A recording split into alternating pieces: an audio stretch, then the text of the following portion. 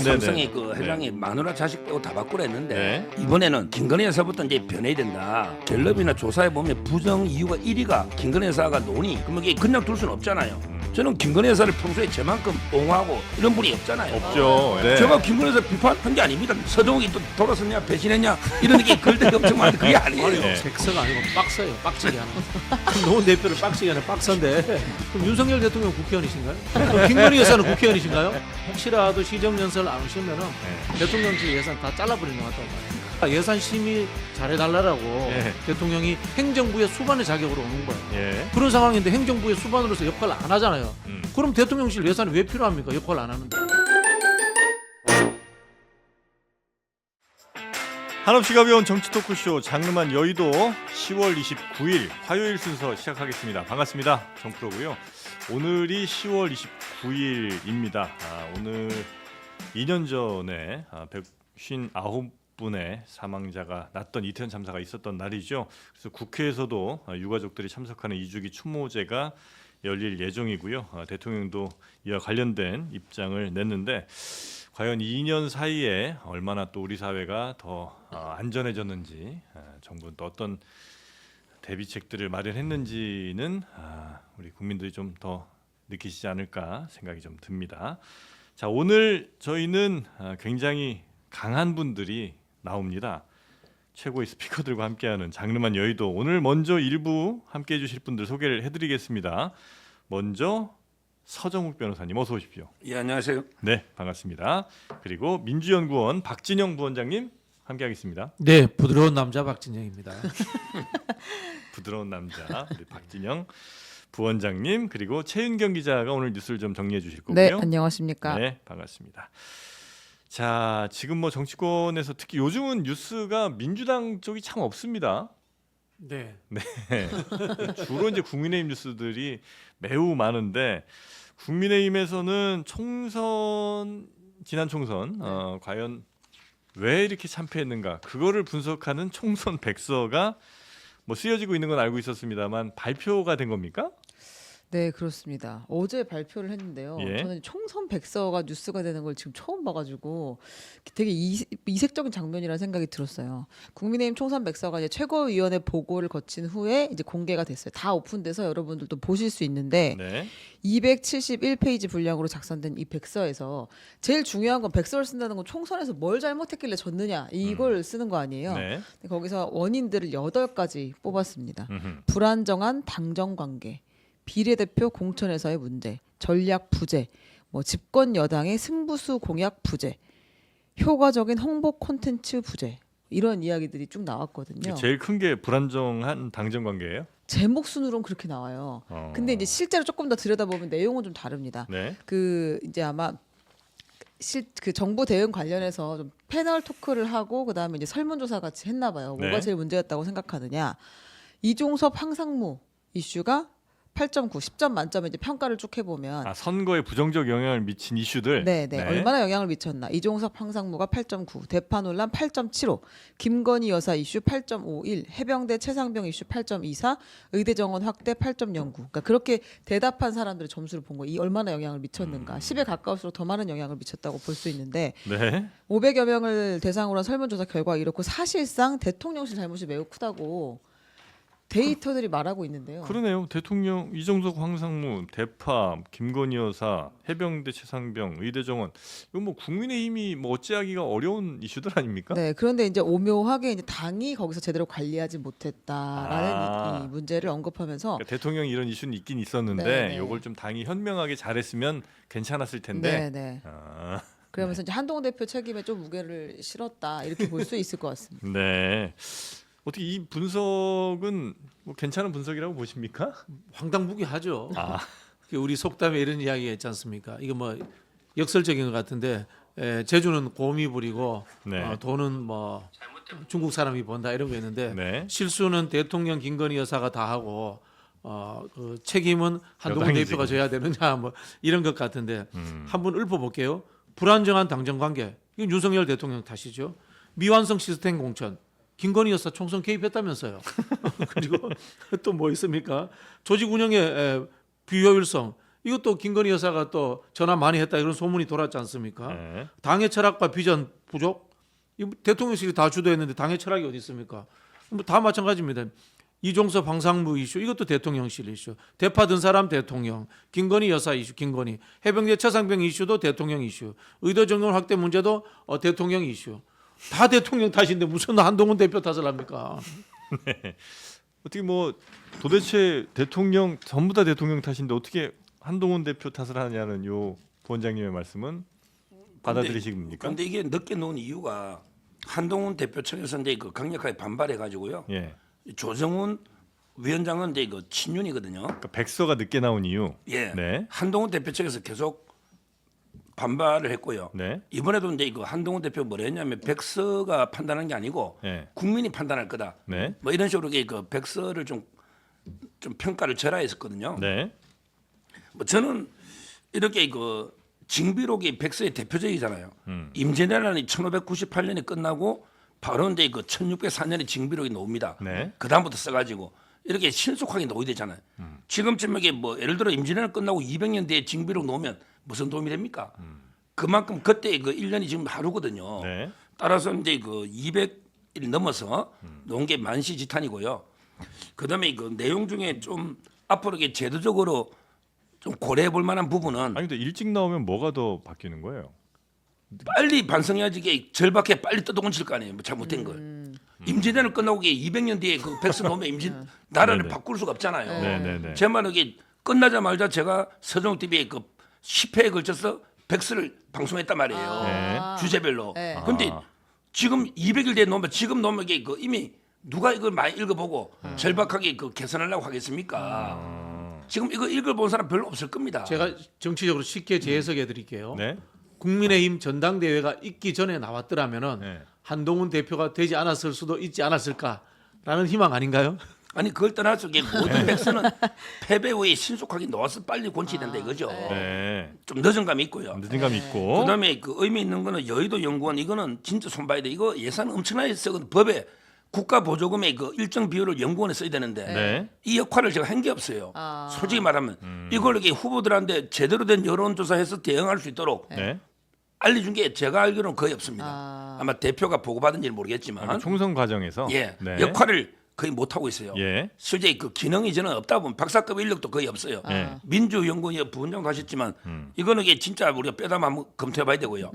그다음에 하나 더 지적하면 그 비례 공천 있잖아요. 네. 이게 문제예요. 제가 방송 한 10년 했거든요. 네. 근데 그 비례 후보 딱 1번부터 20몇 번까지 노니까요. 아는 사람이 딱 한 명밖에 없더라고요. 아는 사람이 인요한. 그 MBC 사장 김장겸. 인요한, 예?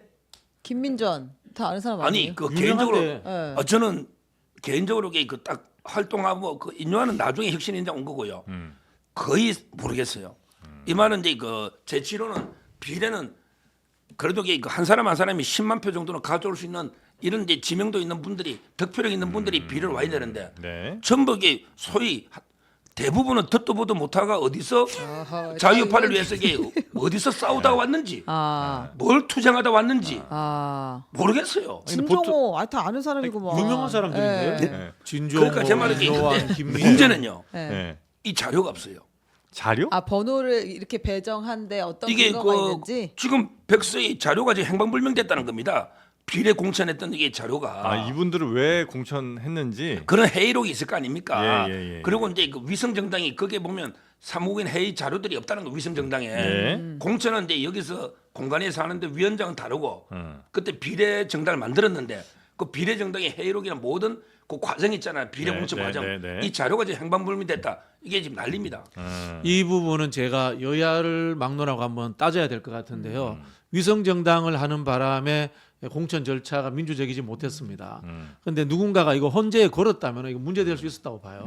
대한민국 헌법 8조 2항에 정당은 민주적으로 운영돼야 된다는 부분이 있는데 그래서 과거에 비례대표 공천을 하더라도 하다못해 최고위원회에서라도 순위 투표를 합니다.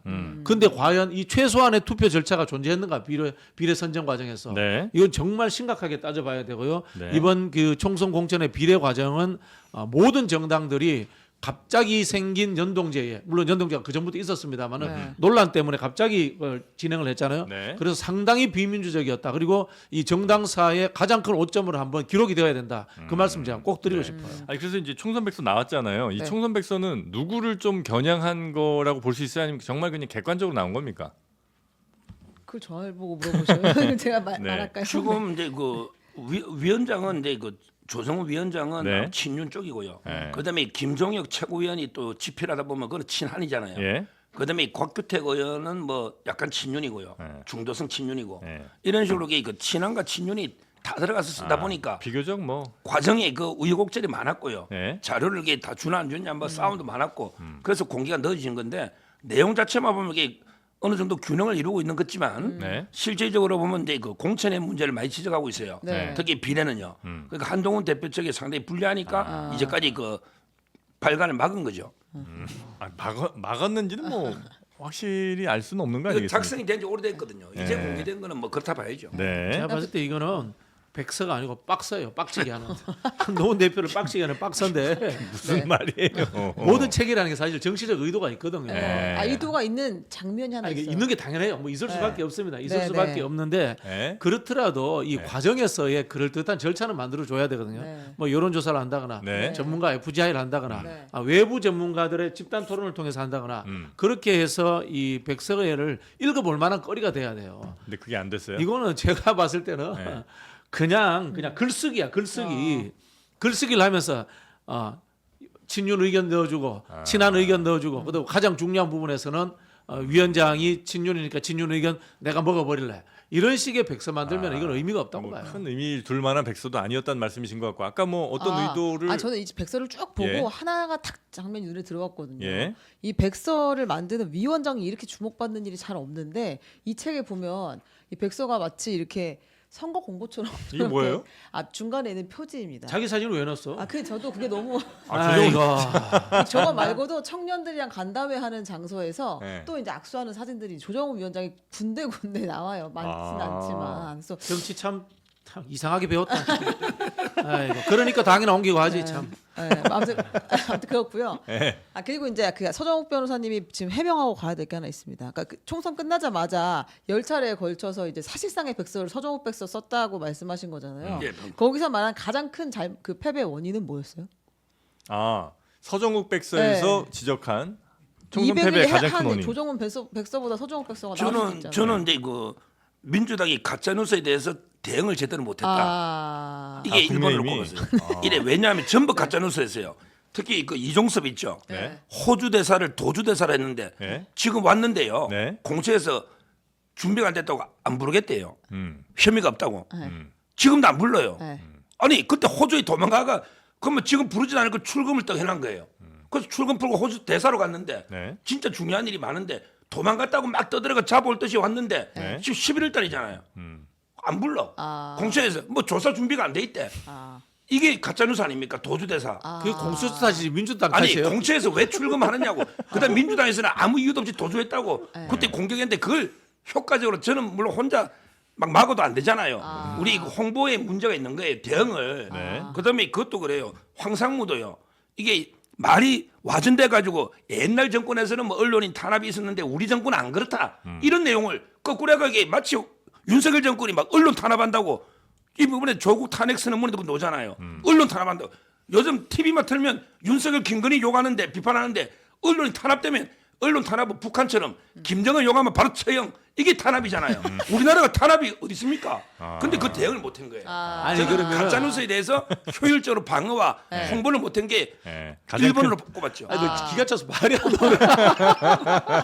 지금 언론 탄압한다니까. 공수처가 출금했는데 갔으니까 도주라고 하는 거고. 네. 그건 공수처 출금 탓이지. 풀어줬잖아요. 민주당 탓이 아닌 거고요. 네. 두 번째 이제 황상무 씨 발언인데 네. 그 언론 탓을 해야지. 자 지금 우리 여기에서 우리 서정욱 변호사님이 그 당시 황상무 씨 이야기했던 것처럼 그런 거친 발언 해봐요. 바로 내일 당장 출연 금지되지. 맞아요. 그건 언론의 상황이야.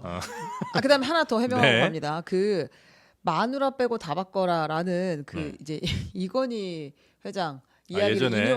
인용을 해서 이번에는 마누라부터 바꿔야 될 것 같다라고 서정욱 변호사님이 얘기를 하셨잖아요. 어떤 의미입니까? 그거는요. 네. 예. 옛날에 그 프랑크푸르트 선언할 때 네네네네. 삼성의 그 회장이 마누라 자식 빼고 다 바꾸라 했는데 네. 제가 근데 그 이번에는 김건희 여사부터 이제 변해야 된다. 왜냐하면 이제 그 갤럽이나 조사해 보면 부정 이유가 1위가 김건희 여사가 노니 그러면 이게 그냥 둘 수는 없잖아요. 뭔가 획기적인 변화가 필요하고 저는 김건희 여사를 평소에 저만큼 옹호하고 이런 분이 없잖아요. 없죠. 그러니까 예. 진짜 이거는 충원으로 예. 제가 몇 가지를 제안한 거예요. 보통 이제 친윤 의원들이 특별감찰관 이제 안 받으려잖아. 근데 저는 특별감찰관은 무조건 받아야 된다. 네. 우리 민주당이 받기 어렵다. 특검이 희석될 수가 있기 때문에 여론이 네, 네. 이런 이제 그 고언을 드리는 거고. 예. 그다음에 그 대외 행보를 완전히 중단을 못하더라도 전략적으로 자제를 해야 된다. 예. 이번에 그 폴란드 영부인하고 회담할 때 비공개를 했잖아요. 예. 이런 식으로 이게 그 전략적 자제가 필요하다. 그다음에 그 앞으로 이제 그 명태균 씨든 뭐 또는 이게 진중권 교수든 네. 또는 이게 뭐 이명수 누구든 네. 좀 이게 이런 분들하고 이게 너무 그냥 믿고 좀 사적으로 이게 소통을 하다 보니까 자꾸 이게 그 이런 일이 녹음이나 이런 거 생긴다. 해가 네. 와야 되니까 이런 걸 좀 자제하는 게 좋겠다. 아니, 이런 근데- 이제 진짜 제가 네. 충원으로 진짜 드린 거죠. 충원인데. 제가 김건희에서 비판한 게 아닙니다. 내용도 네. 안 보고 제목만 보고 서정욱이 또 돌아섰냐 배신했냐 이런 게 글들이 엄청 많은데 그게 아니에요. 아니 네. 사실 저도 제목 듣고 깜짝 제목. 놀란 게 우리 서정욱 변호사께서 대통령의 부인을 바꿔야 된다 이야기를 듣고 서초동 가정병원 법원 가시는가 아니면 가신 다음에 그 다음에 뭐 어디 결혼정보회사 연락하셔야 되나 이렇게 생각했는데 그게 아니고 이제 활동 방식을 바꿔라 그 정도 수준이네요. 대책이죠. 아니 근데 만약에 조금 전 말씀하신 논리대로라면 늘 이제 말씀하셨잖아요. 김건희 여사가 예를 들면 그 전에 영부인이나 이런 분들에 비해서 굉장히 억울하게 지금 당하고 있다. 민주당의 공격에 지금 너무 당하고 있다고만 생각하신다면 마찬가지로 총선 때 민주당의 잘못된 공격을 효과적으로 국민의힘이 못 막아선 게 문제라면 이번에도 김건희 여사에 대한 민주당의 공격 같은 것들을 효과적으로 잘 막아야지 왜 마치 민주당이 요구한 것처럼 그냥 활동을 줄인다거나 아니면 김건희 여사가 조금 이전과 다른 모습을 보여야 된다고 생각을 하시는 거예요. 아니 이제 그 무조건 막아내는 게 아니고 네. 제 말은 이제 그 좀 마포대 같은 것도 필요는 한데 좀 이게 이미지가 약간 네. 좀 지휘하는 식으로 이게 이런 게 잘못돼 있잖아요 홍보가 네. 그런 부분도 이게 좀 우리가 개선할 거 있으면 또 고치고. 그러니까 그거 말씀하실 그다음에 때 그 아까처럼 예. 이명수든 뭐 네, 명태균이든 네, 네, 누구든 사적으로 아, 휴대폰을 여사님이 뺏어야 워낙 그 한다. 소통을 예. 옛날부터 이게 자유롭게 이렇게 소통하시다 보니 네. 그런 것도 조금 이게 누구든 믿을 사람이 없잖아요. 그래서 좀 그런 것도 이게 좀 줄이고. 아니 그러니까 전에 그런 거 나올 아니, 때마다 방어는 또 방어대로 하되 네. 또 여사님도 이게 협조해서 제 말은 이게 서로가 노력해 가야 된다 이 말이죠. 그러니까 아니 근데 이해가 안 되는 게 네.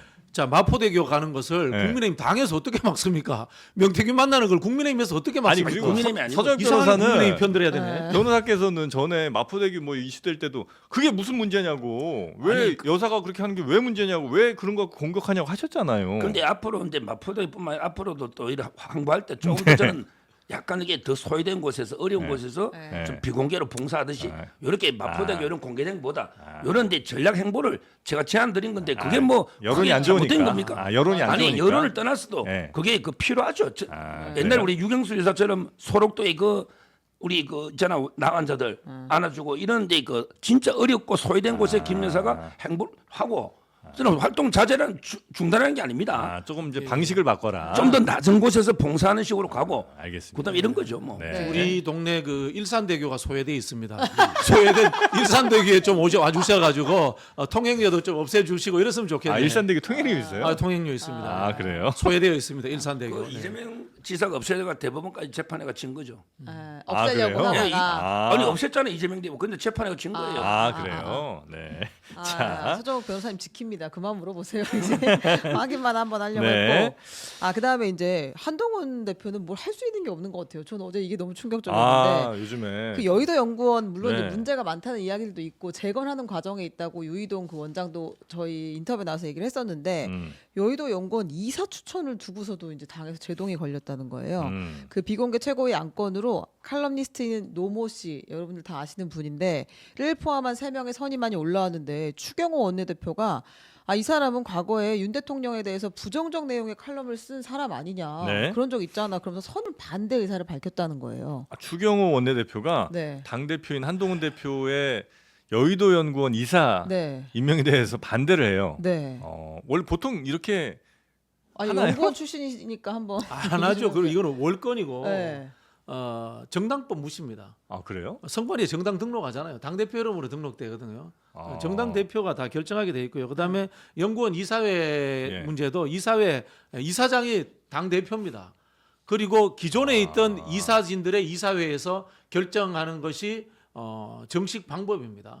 그래요? 여기에 대해서 독립기관인 연구원의 원내대표가 왈가왈부하는 것 자체가 저는 문제가 될 수 있다. 물론 뭐 원내대표가 이사 중에 한 분이면은 그 이사회에 참석해서 이야기할 수는 있습니다만은 최고위원회라든가 다른 계통을 통해서 이야기하면은 이건 월권입니다. 네. 이게 일상적이진 않은 것 같은데. 이거는 이런 거는요.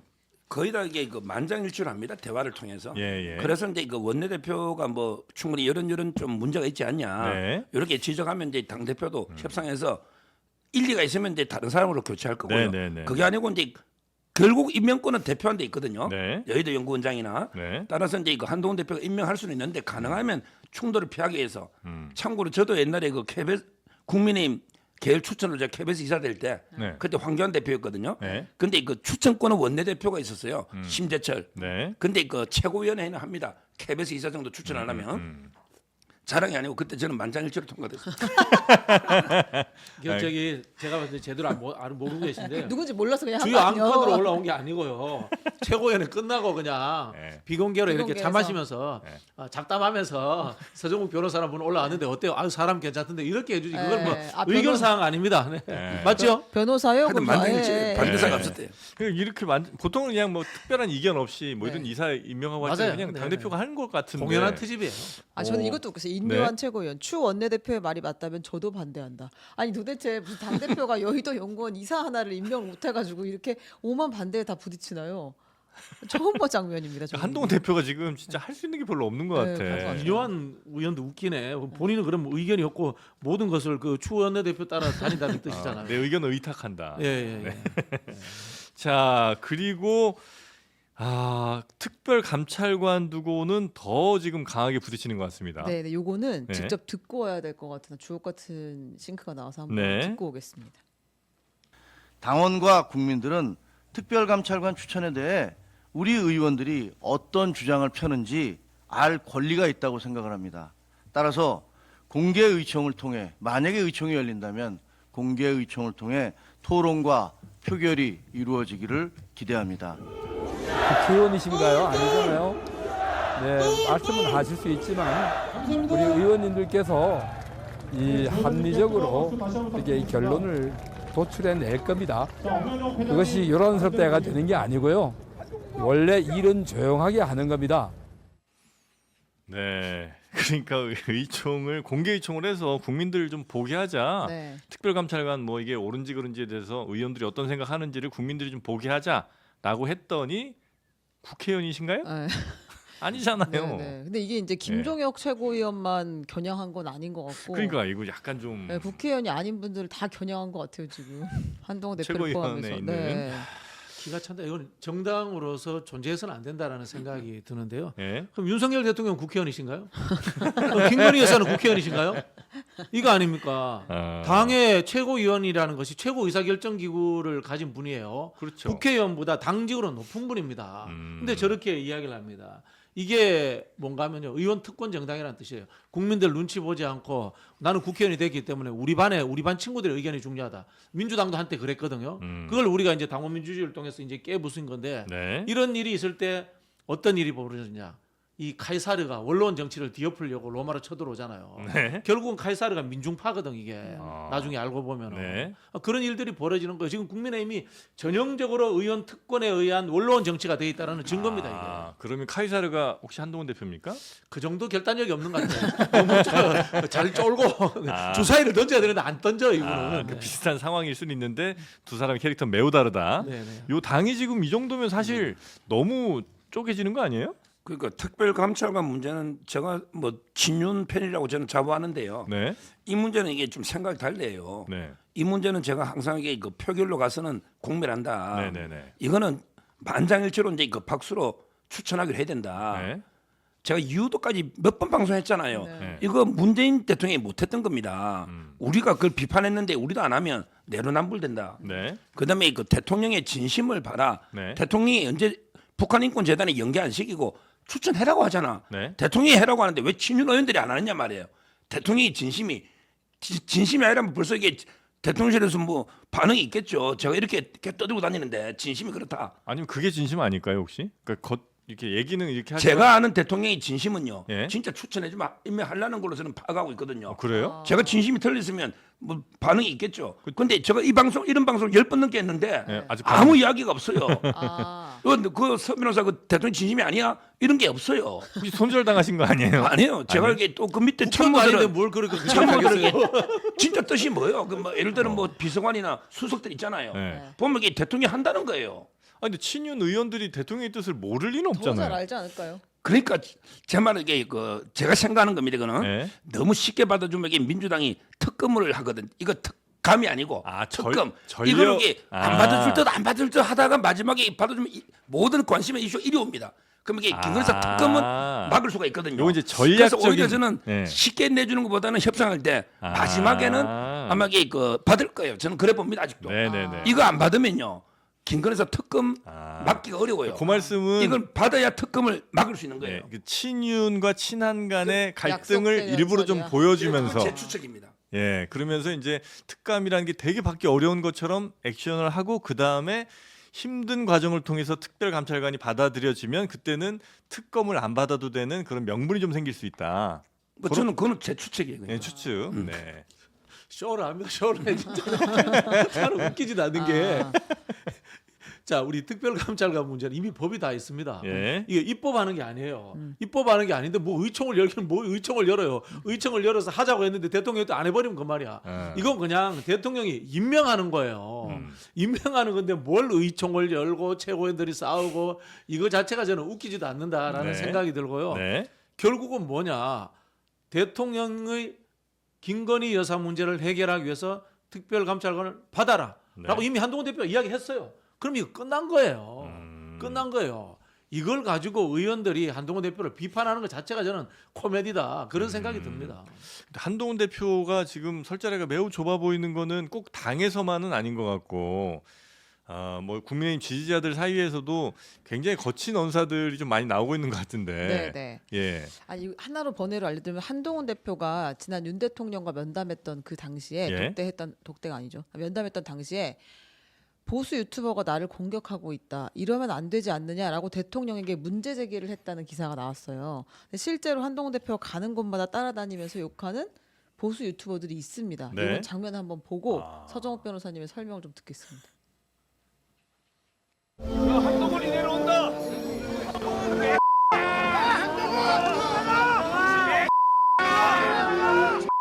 여러분,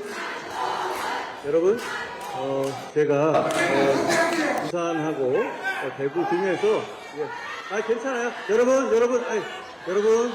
여러분 저렇게 생각할 수도 있는 겁니다. 그냥 두시면 됩니다. 너무 막지 마십시오. 너무 팔 잡지 마시고요. 조심해서 나가시게 하세요. 예. 여러분을 계속 네, 여러분 보면서 네. 노래- 저분들은 영향이 있는 유튜버예요. 저분 이렇게 한동훈 대표 따라. 어떤 그렇죠. 지금 현장 가는 이제 유튜버들. 제가 이것도 이게 제가 보는데 그 추측인데 네. 지금 보수청에서 보면 그 여론상으로 보면 한동훈 대표 지지가 저는 6, 그다음에 대통령 한 4, 여론상으로 보면 이게 전체적으로 보면 한 6대 4 정도. 그래요. 60%가 한동훈 그 지지가 나왔잖아요 일단. 네. 근데 이거 보수 유튜버들은 저는 거의 다 매일 보잖아요. 저도 유튜브 하다 보니까 네네네. 주제라든지 예.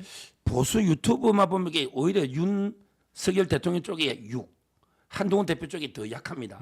4. 네. 그 일반 여론과 유튜브 여론은 좀 다르다. 네. 저는 이렇게 보고 있고요. 옛날에는 이게 이렇게 노골적으로 한동훈 대표 비판이 없었는데 언제부터 생기기 시작했냐? 네. 그 문자 일십, 문자 읽고 씹어버렸던 이게 김건사 5개 있었잖아요. 예. 그때부터 이제 그 신의 한수, 그다음에 그 홍철기 TV 이런 데 그 신의 한수 구독자는 많거든요. 이런 데서 이제 그때부터 공격을 했고요. 그다음에 그 이후에 최근에 독대 있잖아 뭐 예, 논쟁 그 김건희 여사 처리 뭐 3가지 요구 조건 예스 노 이런 거 있잖아요. 예. 지금 이게 많아져 가지고요. 예. 뭐 예를 들어 이제 고성국 TV, 이봉규 TV 뭐 이런 데 그 오래된 고다이 따따붙다 예. 이런 데 그 100만이 넘는 유튜브들이 많잖아요. 이봉규 이쪽들이- TV도 100만이 넘어요? 예, 와. 이봉규는 90몇 만이고요. 네. 다 외우셔. 다 제가 출연 또 하는 데니까. 네네. 그러니까 이제 거기 보면 지금 이제 한동훈 대표에 대해서 노골적인 반감으로 하고 있고요. 특히 신의 한수는 이제 그 수요일 오후마다 그 당사 앞에서 한동훈 대표 퇴진 집회를 매주 지금 이게 개최하고 있는 이런 상황이죠. 그러니까 가장 싫어하는 이유는 한동훈 대표가 지금 윤석열 대통령과 척을 지고 있기 때문이에요? 아니면 그냥 한동훈 대표가 국민의힘 대표로서는 자격이 없다고 생각하는 거예요?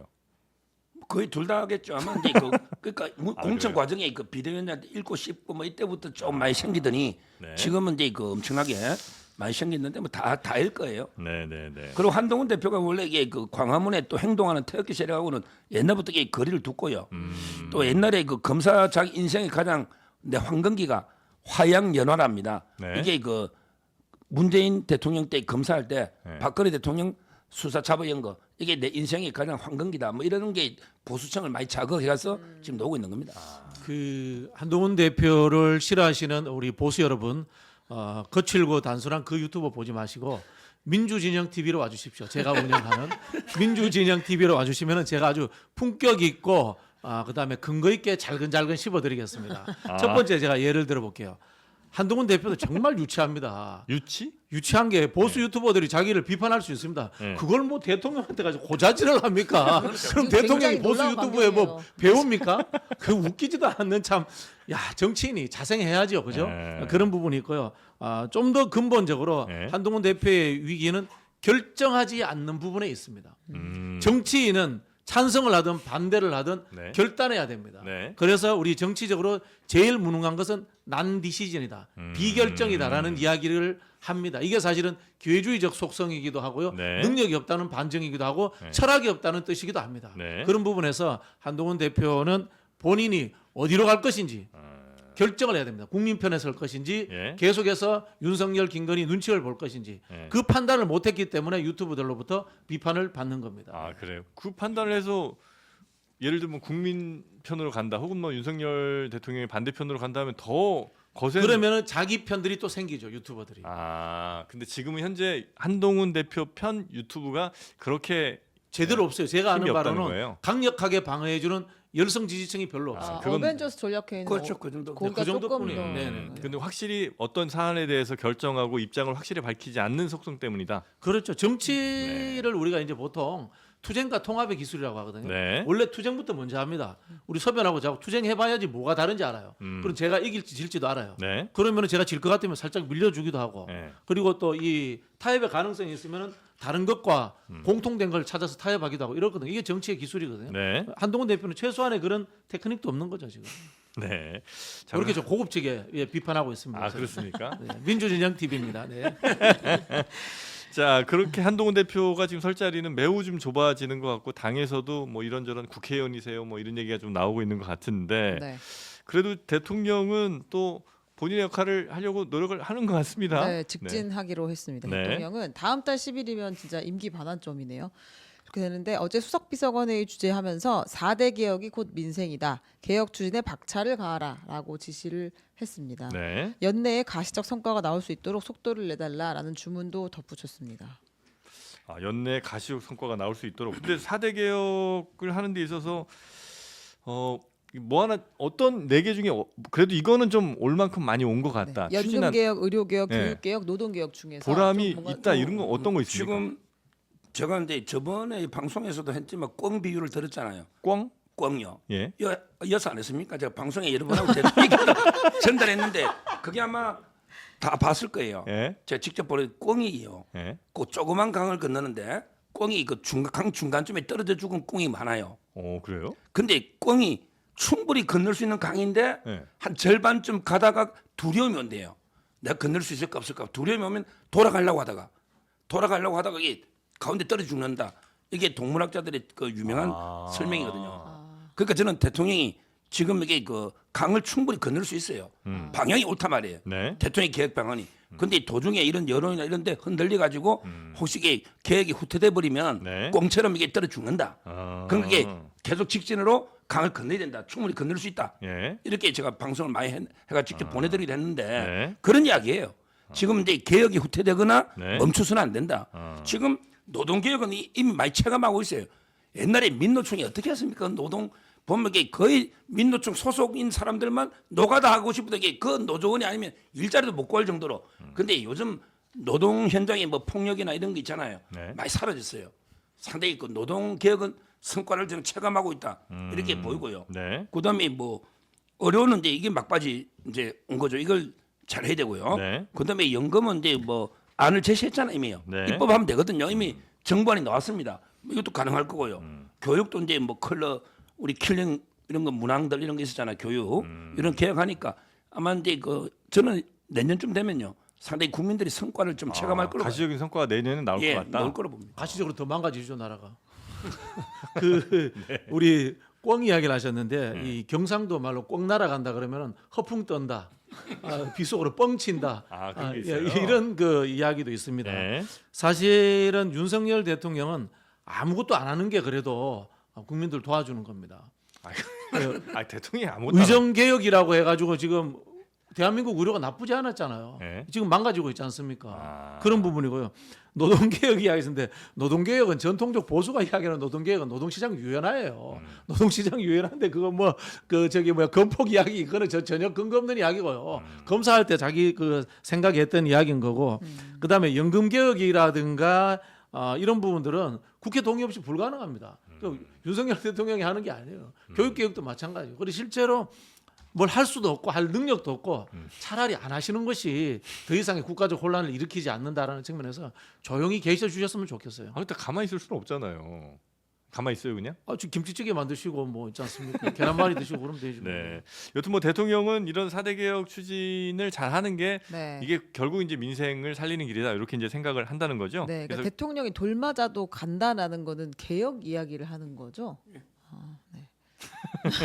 자, 그리고 지금 이제 시정연설을 11월 4일에 하는 걸로 지금 예정이 돼 있는 거죠. 네, 네. 예, 거기 이제 국회에서 아무래도 내년에 쓸 돈 같은 것 예산안 관련해서 이제 정부가 이렇게 잘 좀 준비하고 있으니 좀 도와주세요. 뭐 이런 이제 취지로 가서 연설하는 거 아니겠습니까? 네, 그렇습니다. 근데 그게 안 될 가능성도 있어요. 그러니까 대통령이 가실지 안 가실지는 대통령이 결정할 문제인데 예. 11월 2일에 민주당이 장외투쟁을 나가잖아요. 네. 그럼 이제 그 화력을 끌어올려서 국회로 다시 들어올 거고 아마 대통령이 이제 오는 날 맞춰가지고 피켓 시위 같은 걸 할 거잖아요. 이건 너무 예상되는 수순인데 야당 의원들이 대통령이 또 근데 싫은 건 또 잘 안 하려고 하시니까 시청연설에 안 오는 수도 있지 않겠느냐라는 관측이 이제 나오고 있는 상황입니다.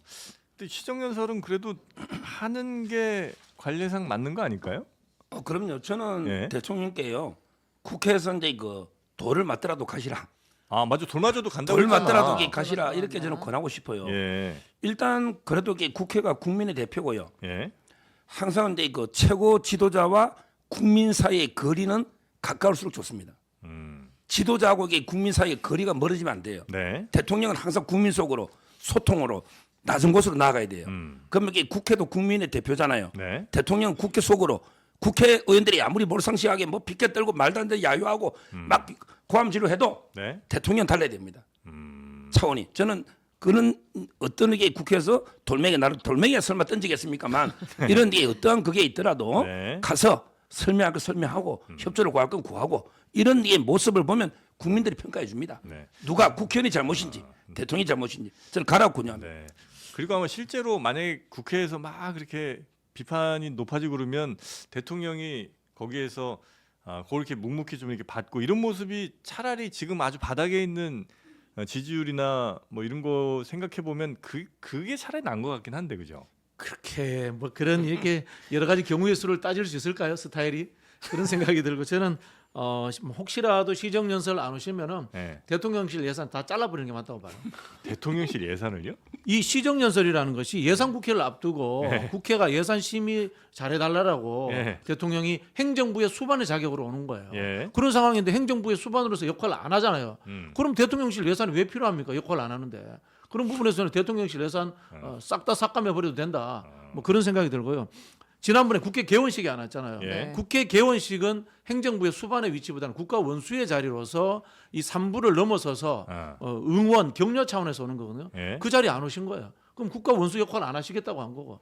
이번에 시정연설까지 안 오면 행정부의 수반 역할도 안 하시겠다. 네. 그런 뜻으로밖에 볼 수 없어요. 그 예산 다 잘라버려라. 예산 잘라버려야 됩니다. 근데 아까는 아무것도 하지 말라며요. 예산 자르면 아무 일도 못 하죠.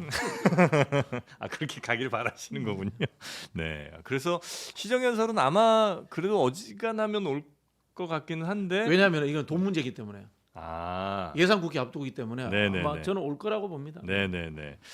자, 그리고 다음 뉴스 또 어떤 거 있습니까? 이거 짧게 전하겠습니다. 네. 운영위 소위에서 어제 그 대통령 가족 이 상설 특검을 계속해서 지금 민주당이 밀어붙이고 있는 상황인데 네. 대통령 가족이 수사 대상일 경우에 여당에서는 상설 특검 추천위원을 추천할 수 없게 한다라는 국회 규칙 개정안을 야당에서 처리를 했습니다. 그러니까 상설 특검은 이제 한다는 얘기는 뭐 이전에 좀 있었으니까 네. 상설 특검을 하는데 만약에 그 특검의 대상이 대통령의 가족이면 네, 아예 여당은 끼지도 말아라. 네 추천위원도 뭐 추천할 수가 없게 하는 아, 그래요. 네, 그런 개정안을 단독으로 처리를 했습니다. 물론 이제 운영이 소위니까 네. 그다음에 전체회의도 있고 뭐 법사위 본회의까지 가는 데는 과정이 있을 텐데 네. 일단 야당에서 이런 방침으로 지금 밀어붙이고 있다. 아. 여당은 이제 의회 독재라고 하면서 강하게 반발을 하는 상황입니다. 네네네. 요건 거의 뭐 맞춤형으로 윤석열 대통령 맞춤형 개정안인 것 같기도 하고. 사실상 그렇다고 봐요. 네. 근데 이런 것도 좀 이게 그 역지사지를 해봐야 돼요. 네. 항상 민주당이 그 다수당은 아니잖아요. 자기들이 소수일 때가 훨씬 많았어요. 우리 네. 87년 이후에 예. 민주당 계열이 소수당일 때가 더 많았어요. 음. 그리고 특검이라는 게 대통령하고 연결 안 되는 게 없어요. 대통령하고 연결 안 되면 이게 검찰이 수사하니까 주로 특검은 대통령하고 관계되는 거예요. 항상. 네. 그러면 이게 그 대통령하고 관계된 데서 아예 그냥 야당이 4명을 다 추천하겠다는 거 아니에요. 규칙 바꿔가지고. 네. 그러면 이게 그 본인들이 야당 됐을 때, 본인들이 정권 잡았을 때 한번 되돌려 보시라고. 우리 그런 시절이 많았잖아. 87년 이후에. 네. 좀 이게 과거도 한번 돌아보고 또 이게 앞으로 미래도 한번 보시고 이렇게 하면 안 됩니다. 규칙을 함부로 이게 그 4명을 이 말씀을 제가 드리고요. 네. 그다음에 이거는 또 방어법이 있어요. 그냥 이게 그 이런 식으로 규칙을 마음대로 바꾸면 권한적인 심판 이런 것도 할 수 있고요. 네. 무엇보다 이게 이래가지고 추천하잖아요. 그냥 대통령이 개무시하고 임명 안 하면 돼요. 그렇죠. 임명을 안 하면 안 해버리면 돼요. 아. 그러면 이게 또 어떤 사람은 야 임명 하회한다, 강행 규정 하회한다 이러고 있어요. 예. 우리 하회한다 이게 강행 규정이거든요. 예. 이거 지키는 거 없어요. 예를 들어 선거구 획정 있죠. 예. 1년 전에 하회한다. 국회가 선거구 획정하는 거 봤어요? 또 이렇게 헌법재판관 있죠. 예. 후임자까지 하회한다고 딱 돼 있잖아. 예. 그런데 임명 안 해주잖아요. 헌재 마비시키잖아요. 그러니까 하여야 또 이게 한다. 재판도요. 선거 이재명 재판 6개월 내에 끝내야 예. 한다. 가행 규정 이런까지 해놨어. 예. 안 지키고 2년 2개월 끌잖아요. 어. 제 말은 이 법에 하회한다 해서 하는 경우는 거의 없습니다. 그러니까 하여야 한다 다음에 안 하는 경우 뭘 하겠다 이게 있어야 되잖아요. 그게 있어요. 그건 개별 특검에는 있죠. 아. 근데 상설 특검에는 그게 없죠. 그 법을 바꿔야 되는데 그 법하면 또 거부권 하죠. 지금 계산이 다 썼습니다. 마음이 편안하십니다. 아니 예. 온갖 장깨를 다 동원하는 거거든요. 이게 사실 슬픈 일이다라는 생각이 들고요. 예. 윤석열 정권이 끝나면은 이 규칙은 원래대로 돌리는 게 맞다라는 생각이 듭니다. 아, 대통령 이 윤석열 정권에서만 하고 이거 이 모든 것은 윤석열 정권적 현상이다. 아, 한번 그래요? 보세요. 우리가 이제 특검이라는 것이 늘 대통령과 그 네. 측근을 겨냥한다라는 이야기를 하셨는데 네. 우리 대표적으로 특검하면 제일 최초로 기억에 남는 게 온노비 아, 검찰총장 네네네네. 특검이잖아요. 그때 그 특검을 김대중 대통령이 받아요. 예. 다 받아줍니다. 웬만하면은 국회에서 통과된 특검을 안 받는 경우가 없었어요. 근데 이 지금 윤석열 대통령이 본인과 부인에 관련되는 특검들을 다 거부권을 행사해 버리니까 네. 울며 겨자 먹기식으로 야당도 이런 방식까지 동원할 수밖에 없는 상황이다. 이게 저는 한국 정치의 슬픈 현실이고 이 슬픈 현실은 모든 것이 다 윤석열 대통령 탓이다.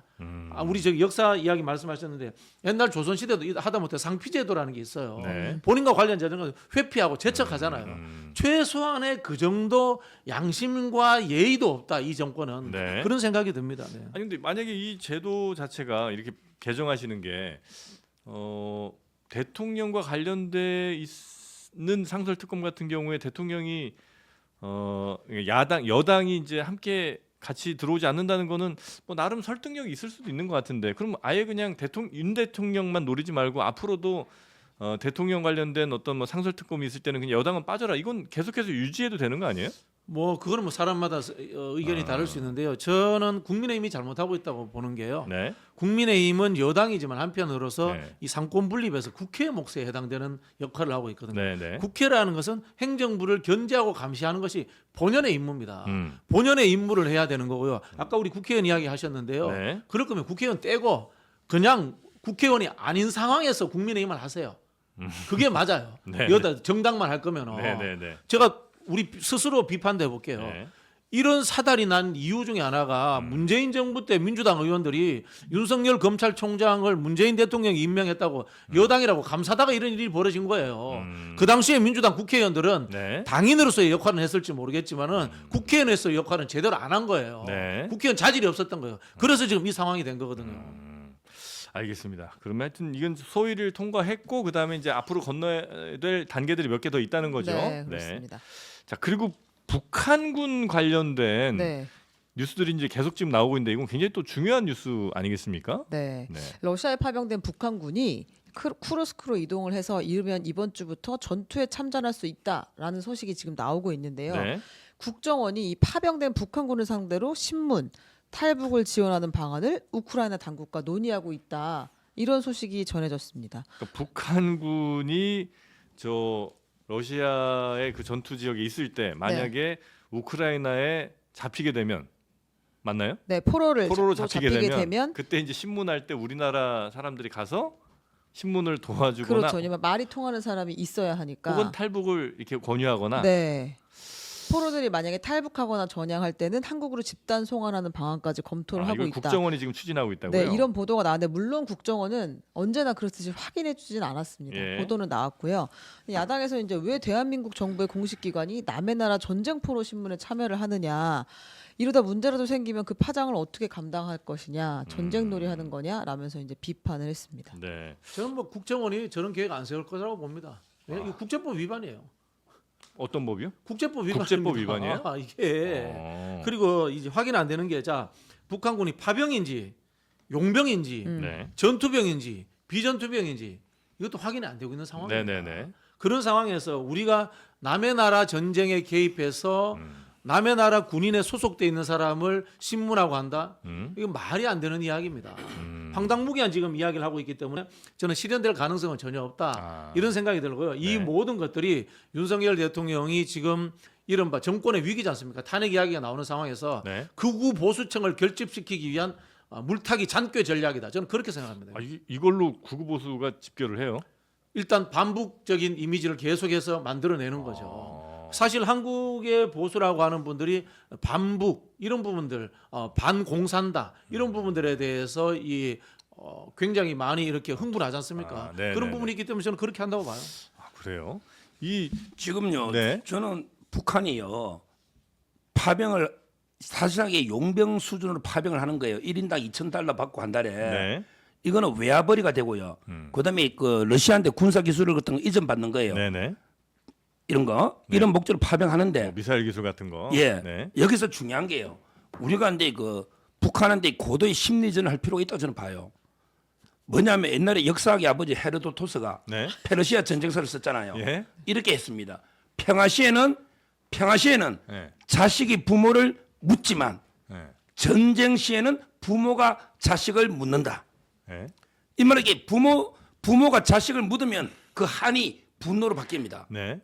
제 말은 이게 지금 북한 파병 되면 이게 북한의 부모들은 정말 이게 내 귀한 자식이 총알 바지로 나라도 아니고 이게 남의 나라 $2,000 용병으로 가면 이게 울고불고 그 한이요 북한 체제를 흔들 수 있는 거예요. 네. 이걸 우리가 이용해야 됩니다. 그게 한기호 의원의 주장이에요. 뭐냐면 이게 북한 포로를 우리가 신문에서 탈북 우리나라 쪽으로 이렇게 끌고 올 수도 있고 아니면 이게 북한이 참전해서 그런 비참한 장면을 우리가 화면으로 북한에 계속 이게 뿌리면요. 네. 북한 체제가 흔들거릴 수 있단 말이에요. 이거는 이게 전쟁광이 아니고요. 고도의 심리전으로 이용하는 거예요. 그래서 막아야 되는 거예요. 북한이 러시아에 파병하는 건 심각한 우리한테 안보 위협입니다. 네. 왜? 피맛을 한번 보면요. 언젠가는 그 피맛을 멈추지는 못해요. 또 향합니다. 일본의 토요토미 히데요시가 왜 임진왜란을 일으켰어요? 전쟁 끝나니까 그 무사들이 일본에 남아있을 수가 없잖아. 그러니까 이제 정면 가도 명나라 친나라 핑계로 들어오거든요. 그러니까 저는 실전 경험을 쌓은 군대는 무섭습니다. 그러면 네. 이게 북한이 러시아 가서 엄청난 실전 경험을 쌓고 그 전투했던 그거는요 나중에는 우리 한대로 총에 향할 수 있는 거예요. 네. 이걸 정말 심각한 문제로 생각하고 우리가 철저하게 대비하자는 거 아닙니까? 그러니까 심각한 문제인 건 뭐 맞는데 그래서 근데 이재명 대표식으로 이런 식으로 비판해가 이게 예. 뭐가 이게 대책이 아니 나겠습니까? 그 이야기는 북한을 도발해가지고 갈등 관계를 좀 더 증폭시키자는 이야기잖아요. 그게 한반도의 평화와 경제에 도움이 됩니까? 저 극단적으로 이야기해 볼게요. 그러면은 북한의 무인기라든가 오물풍선이 저렇게 말씀하시는 분들이라든가 대통령국에만 떨어지고 저 같은 사람한테 안 떨어진다면 이제 그렇게 하겠어요. 대통령의 한마디와 국가 정책의 한마디가 불투성 다수의 대한민국 국민을 위협하는 상황으로 가는 상황에서 그렇게 무책임하게 이야기하면 안 되고요. 제가 봐서 금방 풍신수길 이야기 하셨는데 지금 윤석열 대통령과 이 정부가 풍신수길이에요.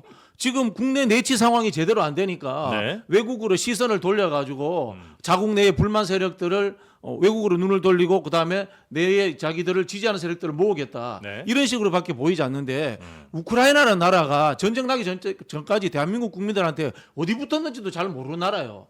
우크라이나가 우리가 흔히 아는 미국 같은 혈맹입니까? 아닙니다. 러시아하고 북한은 자기들 간에 특수관계가 있는 거예요. 네. 그래서 하는 건데 거기에 우리가 왜 끼어들어요? 또 예를 들어 볼게요.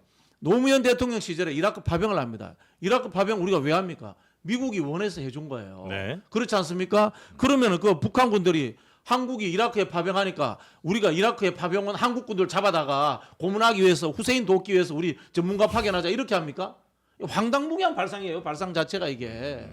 아니 그 만약에 우크라이나로 가서 우리 뭐 국정원이든 아니면 뭐 군인들이 가서 북한군을 뭐 탈북을 유도한다든 이럴 수는 있는 거예요. 이렇게 해도 돼요? 법적으로 안 된다니까요. 그거는 탈북 지원하는 거 이게 법적으로 문제 탈북민 지원하는 거는요 아무 게 문제가 없어요. 뭐 자기가 원하니까 우리 옛날에 6.25 때도 이게 포로들 의사에 따라 중립국이든 어디든 네. 갔잖아요. 포로로 잡히는 순간에 네. 그 사람의 의사가 중요한 거예요.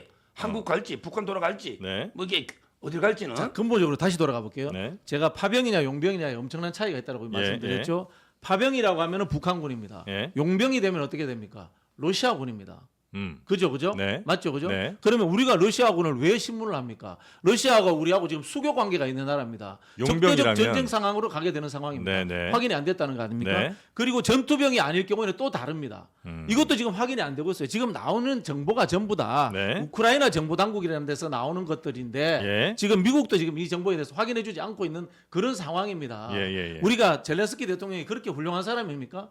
자국의 국민들을 전쟁통에 이 쏟아붓고 뒤에 들려오는 이야기 보면 온갖 비리 의혹도 있고 이런 사람입니다. 네네. 그쪽에서 나오는 정보를 믿고 우리가 거기 가서 북한군과 대치하고 외국에 가서 싸우자? 이 무슨 황당무계한 발상입니까? 네. 그러니까 이 북한군 포로를 우리가 데려온다는 거가 가능한 건지를 잘 모르겠어서. 국제법상 불가능하다니까요. 네. 알겠습니다. 자, 그리고 요 끝으로 요 하나만 좀 볼까요? 그 명태균 씨가 오랜만에 녹취 하나가 좀 나왔는데 네. 조금 이건 심각한 녹취가 아닌가 싶습니다. 네, 이게 다시 이제 2022년 창원 의창 국회의원 보궐 선거 네. 당시인데요. 국민의힘 공천 발표를 일주일 앞둔 5월 2일이에요. 그러니까 7일 전, 7, 8일 전에 김건희 여사가 김영선 전 의원 공천 관련해서 이야기를 했다는 겁니다. 네. 명태균 씨와 이제 강혜경 씨 사이에 또 통화인데요. 한번 들어보겠습니다. 오늘 네. 여사님 전화 왔는데 네네. 내 고마움 때문에 네네. 김영수 걱정하지 말라고 내보 고맙다고 네네. 야 자기 선물이래. 아, 하여튼 입 조심해야 돼요. 알겠습니다. 네네네. 난리 뒤집어진다. 알겠습니다. 네.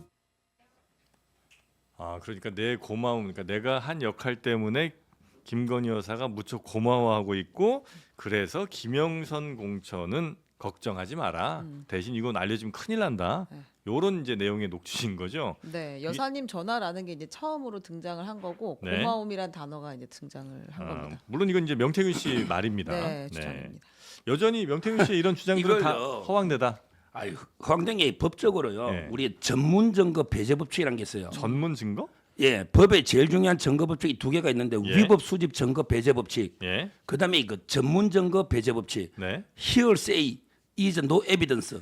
이 말은 이게 누구한테 들어서 말하는 거 있죠. 그거는- 자기가 직접 경험한 게 아니고 네, 증거 안 남한테 된다. 들어가 말하는 거는 이게 증거 능력이 없다는 거죠. 예. 이게 전문 증거 배제인데. 네. 근데 명태균 씨의 말은 전 전문 증거야. 전자가 두 개부터. 무슨 전에도 말이냐면요. 듣고 들은 예를 들어 거예요. 강혜기 씨가 폭로하잖아요. 예. 그럼 명태균 씨도 이게 주워 들은 건데 또 이게 김영선이가 껴 있고 김영선 의원이 예. 그다음에 김건희 여사 논단 말이에요.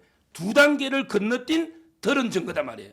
아니 근데 지금 이 녹취는 전문 증거죠. 굳이 따지자면 그렇지 않아요? 그러니까 그 녹취록에 대부분 보니까 명태균 씨가 김영선 의원한테 들은 게 많더라고요. 그런 게 전 전문 증거다 이거죠. 전문 증거도 증거 능력이 없지만 네. 전 전문 증거가 많이 있더라. 왜 명태균 씨도 김영선 의원한테 들은 게 많이 있더라는 거예요. 근데 이제 요거는 예. 지금 뭐 법정에서 쓰이는 증거나 뭐 이런 것보다는 그러니까 한마디로 이게 신빙성이 제로인 걸 가지고 떠들 이유가 뭐냐 이거죠. 신빙성이 제로다 이 제로다. 말이에요. 네. 제가 이거 말씀드릴게요. 예. 재판 가면 그렇죠. 예. 그죠? 재판은 증거에 의해 가지고 해야 되지 않습니까? 네. 수사는 그러면 대한민국에서 이제까지 증거를 가지고 했습니까? 윤석열 대통령이 검찰총장 시절에 했던 조국 장관 일가 수사, 네. 사모펀드 소문 아니겠습니까? 그죠? 수많은 인지 수사, 별건 수사를 했던 정부에서 네. 이 정도 녹취가 나왔는데 수사도 제대로 시작하지 않는다라고 하는 것은 문제가 되는 거죠. 이 수사라고 하는 것은 제가 명태균 씨를 이야기하는 것이 아니라 김영선 씨 관련 수사입니다. 네. 왜냐하면 명태균 씨하고 강혜경 씨는 지금 조사를 받았기 때문에요. 왜 안 합니까? 해야죠. 네. 이 정도 가지고 재판의 증거는 수사하고 난 뒤에 찾아봐야지 나오는 거지. 네. 지금 재판의 문제가 아니라 지금 수사 단계 아닙니까? 네. 저는 수사 단계가 제대로 진행되지 않는다. 공수처에 지금 명태균 씨 여론조사 관련해서도 고소고발이 되었습니다만 시작도 안 하고 있습니다. 네. 이 모든 지금 이 사정 기관들이 윤석열 정부에 의해서 장악되어 있기 때문이다라고 생각합니다. 네.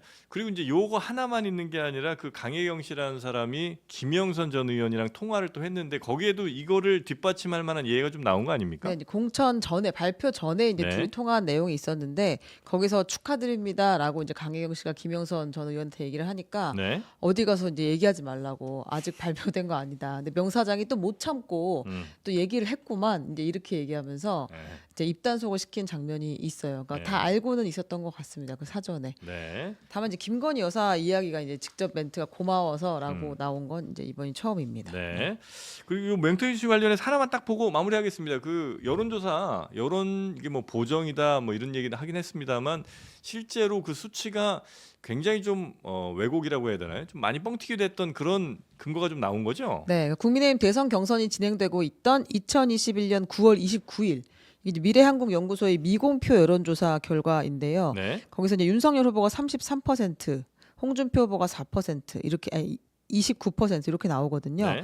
근데 데이터를 보니까 실제 ARS에 응답한 숫자가 516명이에요. 근데 이거를 2,000명 넘게 응답했다고 표기를 한 겁니다. 네. 그러니까 아주 심플하게 그냥 곱하기 4를 한 것인지 아무튼 예, 예. 응답률 자체를 그냥 이 데이터를 4배 가까이 불린 건데 네. 이제 여론조사 전문가들이 추측하기로는 그러니까 과거에 했던 데이터들을 그냥 여기다 끼워 넣었을 가능성이 있다. 왜냐면 이걸 그냥 진짜 곱하기 4를 해가지고 4% 포인트 정도 차이 나게 만들기가 또 쉽지는 않을 것 같아서. 네. 그러니까 원래 이제 추측들이 나오고 0.6% 있어요. 포인트 네. 차이가 나는 거라 사실은 이제 거의 차이가 없는 상황인데 그나마도 이제 한 500여 명밖에 대답을 안 한 그런 이제 여론조사 결과였던 거고. 네. 요거를 이렇게 저렇게 뻥튀기를 했더니 윤석열 후보가 33% 그리고 홍준표 후보가 29.1%로 차이가 훨씬 나게 그냥 네. 일률적으로 곱하기 4 했으면 이렇게 차이가 안 나겠죠. 네. 그런데 윤석열 후보 쪽은 좀 많이 뻥튀기하고 홍준표 후보 쪽은 조금 내리는 이런 이제 이른바 조작 같은 걸 좀 한 거 아닌가 이런 정황이 나온 것 같습니다. 이런 게 저 전문가한테 물어보니까 이런 게 많이 있대요. 많이 예를 들어 이제 그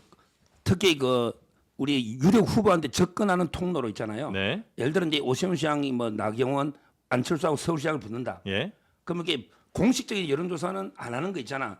예를 들어 이제 뭐 나경원하고 1대1로 붙을 때 어떻더라, 네. 어떻더라. 이런 게 미공개잖아요. 네. 요걸 이게 좀 조작해서 좋게 만들어서 오세훈 시장 측에 접근하는 거죠. 네. 접근하는 그런 통로로 이게 많이 이용하는 경우는 있는데 그러면 이게 오세훈 시장이 조작한 여론조사 좀 가져보시오. 이럴까요?